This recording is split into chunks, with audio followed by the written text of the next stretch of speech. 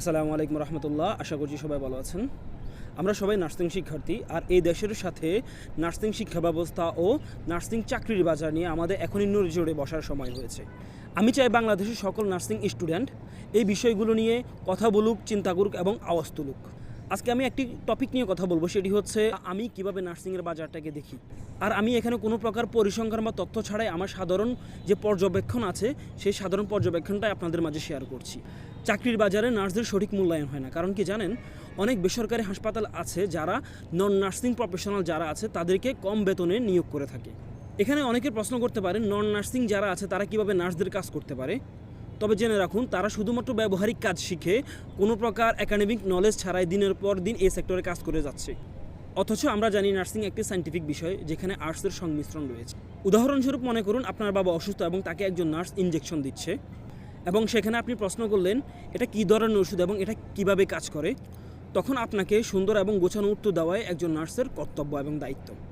ধরুন শুধুমাত্র মিসকমিউনিকেশনের জন্য একজন রোগীর ওষুধের মাত্রা ভুল মনে হচ্ছে একজন নার্সের কাছে, তখন তার দায়িত্ব হলো কর্তব্যরত চিকিৎসকের সাথে কথা বলে এটা দ্বিতীয়বার কনফার্ম করা। আর একজন নন নার্স প্রফেশনাল কীভাবে বুঝবে যে এই রিচেক রোগীর জন্য কতটা গুরুত্বপূর্ণ, এবং যদি রিচেক না করা হয় এটা কতটা ঝুঁকিপূর্ণ হতে পারে একজন রোগীর জন্য।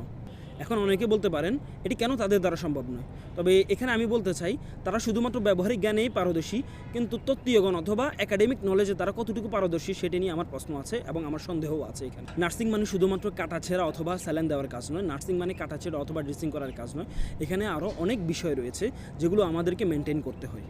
একটি ভালো নার্সিং কলেজ তাদের আচরণ থেকে শুরু করে তাদের তত্ত্বীয় জ্ঞান অথবা একাডেমিক নলেজ কীভাবে বৃদ্ধি করে এবং তাদেরকে হলিস্টিক অ্যাপ্রোচ শেখায়, ক্রিটিক্যাল থিঙ্কিং শেখায় এবং পেশেন্ট টিচিং এবং পেশেন্টদের সাথে কীভাবে কমিউনিকেশন করবে সেই বিষয়গুলো শেখায়। এবং এই বিষয়টির উপর কতটুকু গুরুত্ব দিতে হবে সেই বিষয়টি পর্যন্ত একটি ভালো নার্সিং কলেজ শেখায়।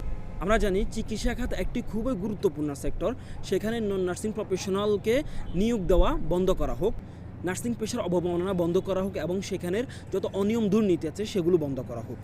যদি নন নার্সিং নিয়োগ বন্ধ করা হয় তাহলে সঠিক যে নার্সগুলো আছে, সঠিক যে নার্সিং স্টুডেন্টরা আছে, তারা যখন বের হবে তারা সঠিক চাকরির বাজারে প্রবেশ করতে পারবে এবং তারা ভালো চাকরি পাবে। তখন তাদেরকে কেউ বলতে পারবে না আপনাকে আমি কেন 20,000 টাকার উপরে স্যালারি দিয়ে রাখবো, আমি তো আপনার কাজটা অন্যজনকে মাত্র 9,000 টাকা অথবা 10,000 টাকা দিয়ে করে নিতে পারবো। এ কথা তখন আর কেউ বলতে পারবে না, কোনো হসপিটাল বলতে পারবে না, কোনো ইনস্টিটিউশন বলতে পারবে না। নন নার্সিং নিয়োগের ব্যাপারটা বিশাল একটি টপিক। আপনারা যদি চান তাহলে আমরা পরিসংখ্যান সহ সামনে বিস্তারিত ভিডিও আপলোড করতে পারি। আপনারা যদি আমাদের সাথে একমত হন তাহলে আমাদের কমেন্ট বক্সে আমাদেরকে জানান, তাহলে আমরা তথ্যবহুল আলোচনা করবো ইনশাআল্লাহ সামনে থেকে। আসসালামু আলাইকুম রহমতুল্লাহ।